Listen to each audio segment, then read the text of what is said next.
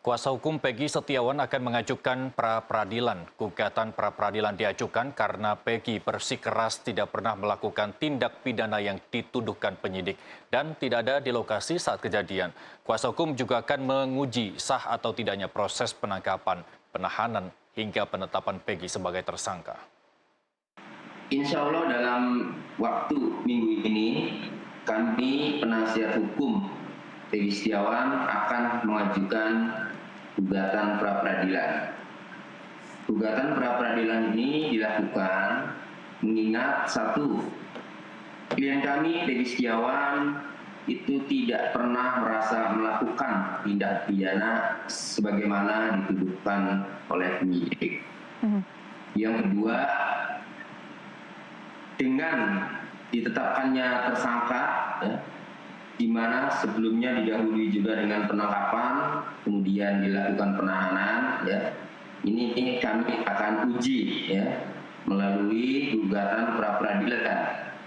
Apakah penangkapan, penetapan tersangka, juga penahanan itu sah atau tidak? Karena berdasarkan putusan pengadilan atas nama terdakwa 8 terdakwa yang telah diputus tahun 2016 dan 2017 yang kini mereka sudah menjalani hukuman, sudah menjadi terpidana, itu dalam putusan mereka tidak ada satupun ciri-ciri yang mengarah kepada Peggy Setiawan.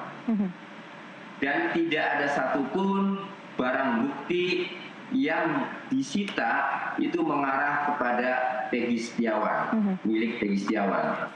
Jadi seperti barang bukti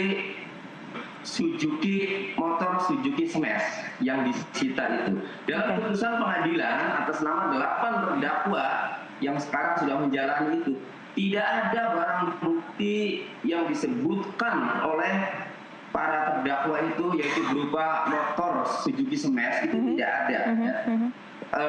7 sepeda motor yang digunakan oleh 11 pelaku itu tidak ada motor Suzuki Smash. Kemudian setelah putus, ditindaklanjutilah setelah rame oleh Polda Jawa Barat, Peggy alias Peron itu dengan ciri-ciri rambutnya keriting, kemudian umurnya 22 tahun pada tahun 2016 dan tahun 2024 umurnya 30 tahun, tinggi badannya 160 cm, tinggal di Banjarwangunan, Mundu, Cirebon. Nah, ciri-ciri tadi itu tidak dimiliki oleh Peggy Setiawan.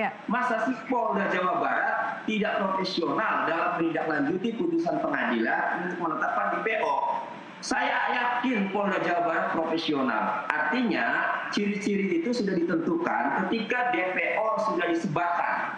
Lantas kemudian yang ditangkap adalah Peggy Setiawan yang ciri-cirinya rambutnya tidak keriting, kemudian tinggalnya tidak di Banjarwangunan, melainkan di Kepongkongan, Kecamatan Talun. Itu artinya ini salah